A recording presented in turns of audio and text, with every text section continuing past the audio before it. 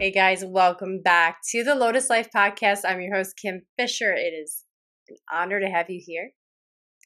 I just got done leading a yoga retreat this past weekend, and it was fantastic. One of the concepts that I taught on was bliss. And in order to access bliss, I threw in a different concept. I threw a new avenue, a new doorway into bliss. And that concept involves two mechanisms, two ways of acting out or generating the vibe of bliss. And one is a flattening and the other is expansion. Typically, when we think about bliss, we think about moving forward in our life, we think about creating wellness, we often use the analogy of filling our cups. And although that's not bad, there's another way of thinking about it. And that is simply to remove the cup completely or flatten it like a collapsible cup. Because when we have this cup that we must fill, we have a task.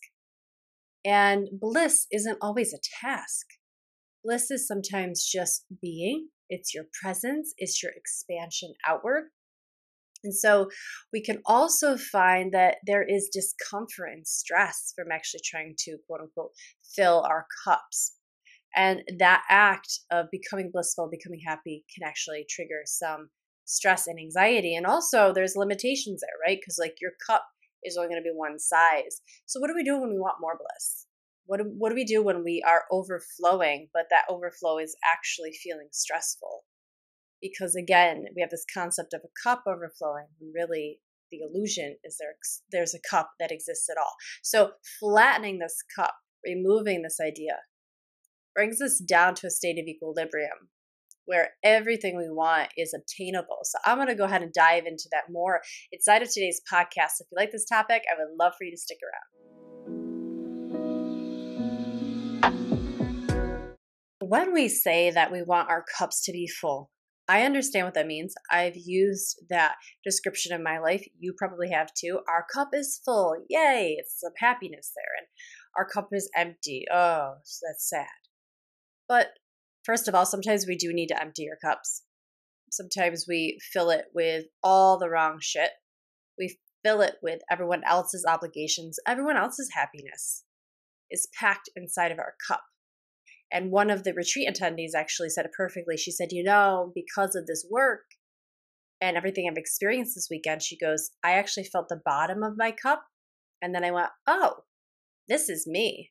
This is actually my baseline when no one else is in me, no one else's stuff. I'm not carrying anyone else's stuff. So I thought that was brilliant because really bliss and our happiness is a responsibility of unpacking ourselves. And then we get to the bottom of our, say, cup. We'll continue with that analogy. And it's like we finally feel our essence again. We feel what it's like to be us alone in the world, not lonely, but just like by ourselves. Do I even need a cup?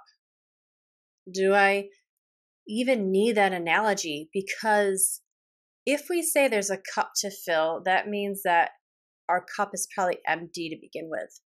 And the beauty in that and the ease at which that story accumulates momentum is that everyone uses it. Everyone loves the story of, I have nothing and then I filled it.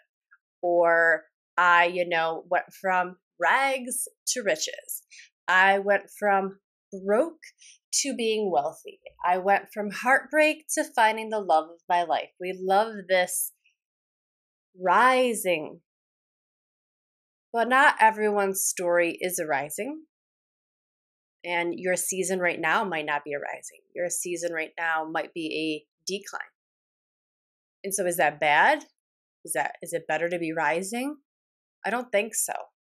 I think that when we can remove the good or bad from whatever direction, or even your inertia, like the fact that we even need to fill or empty, inertia itself, wherever you're going is great. And that's your path. So what I want to drop right into this conversation right now is that you are not wrong, and that what you're experiencing isn't wrong. You're neither better off for going up and filling your cup, and you're neither better off or worse for going and decreasing your cup. In fact, if we remove the cup altogether, we are left with a flattened experience. There's nothing to fill, there's nothing to empty. There's nothing that can be emptied because there's nothing to be filled. The contrast is dissolved, and we're left with a dry lake basin. That's the analogy I used, where we've evaporated all the water. And now we're left with a dry lake basin where you can see in all directions, and you're standing there. And before, we were possibly swimming to try to get to the top of our cup to fill ourselves up. And we're swimming in water in that lake, and that could get really exhausting.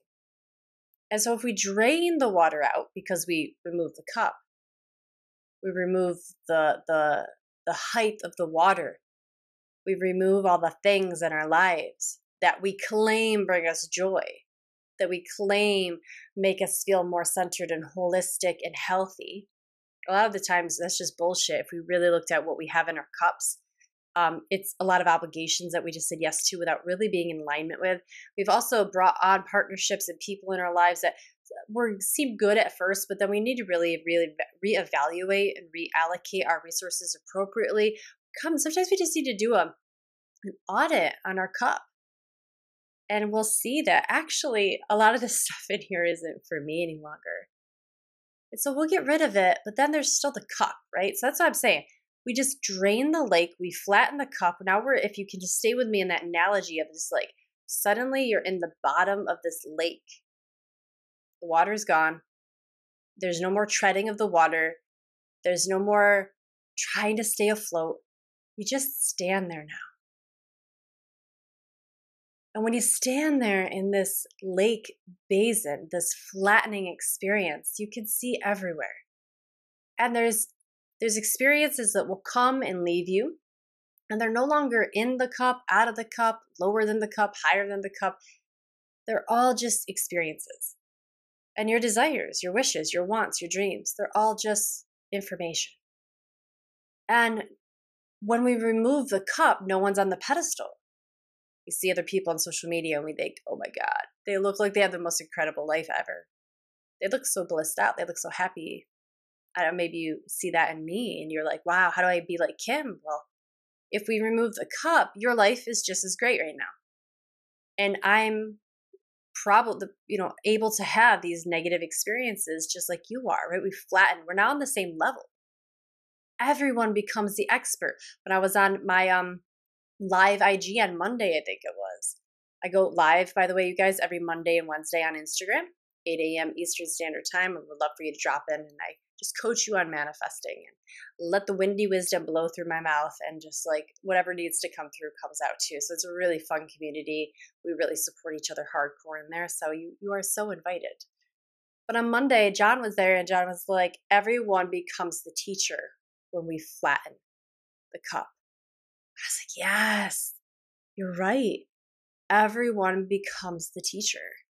And I loved that he said that, because I didn't even think about that perspective, which is another reason I love our community. We're just always teaching each other and learning from one another. So now I can have a conversation with a CEO. I can have a conversation with a stripper.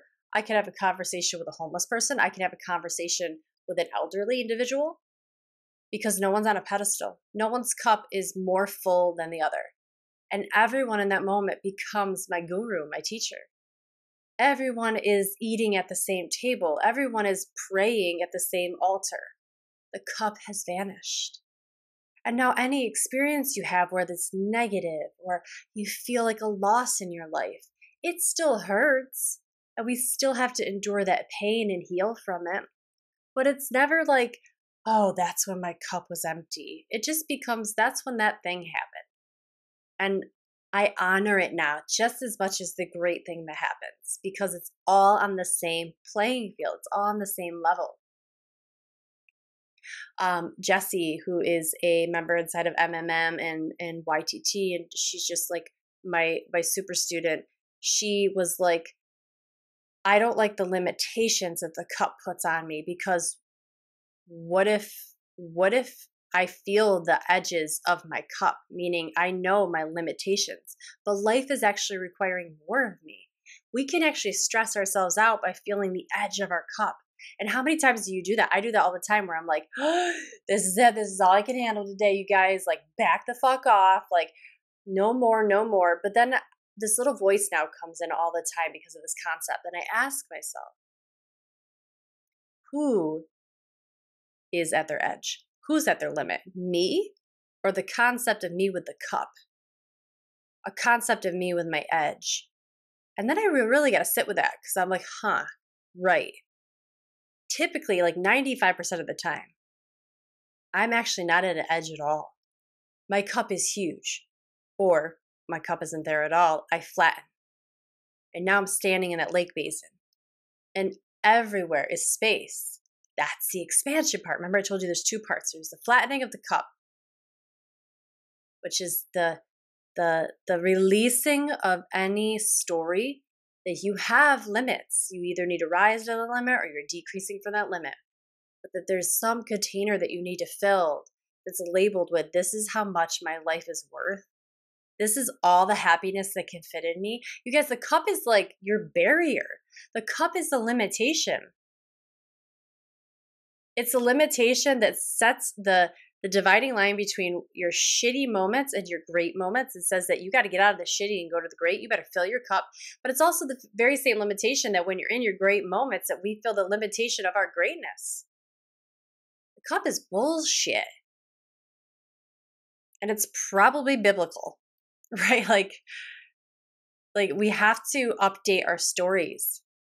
And I don't mean any disrespect for my religious listeners. I know I have several of them, but so we just have to think about the stories that we have, where they really come from.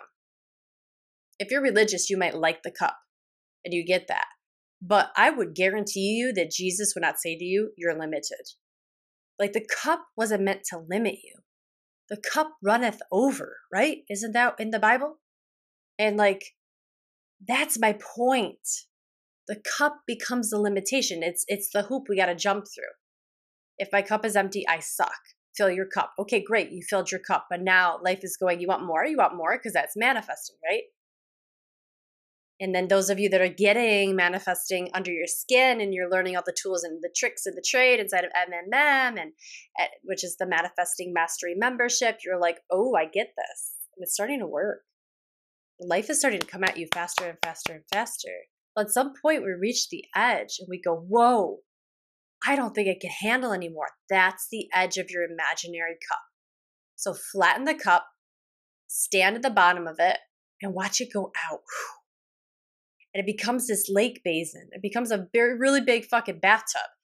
And you're sitting in it now, and you can just fill. And you can fill anywhere. And you can just let it blow by you like a tumbleweed. Because you can see things coming now from miles away, and you can be ready, and you're standing, not treading water, exhausting yourself, going, look how great I am for filling my cup with all this shit that actually doesn't mean anything to me. Because first of all, what if emptying your cup was everything? And second of all, what if there was no cup? Boom. How do we then know we're doing a good job in life? Becomes the question. We don't if we're using the cup as our measuring stick. So flatten that cup and expand outward. Expanding outward occurs naturally when you flatten the cup. Because everything and everyone becomes the expert in suiting, including yourself in that moment. When everything is available to you in that moment. We are not limited by the story of this is how much I need to become happy.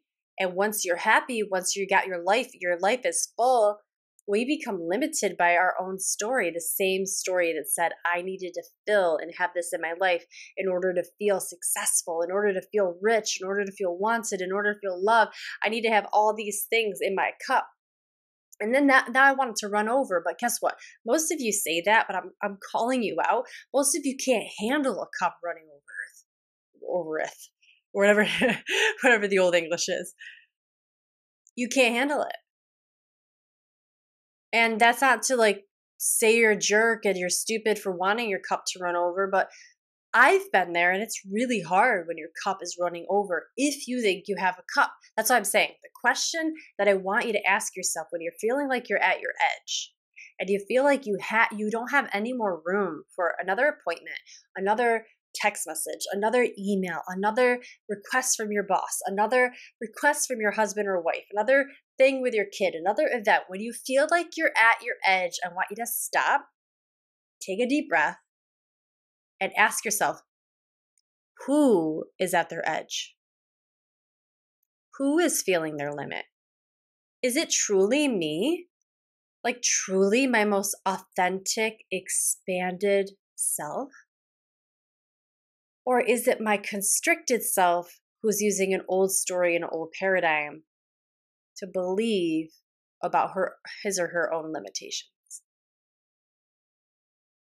Because I'll tell you what business and entrepreneurship and manifesting has taught me is that the moment I'm at my edge and I say, I can't handle anymore, is the moment I have met my paradigm, my story.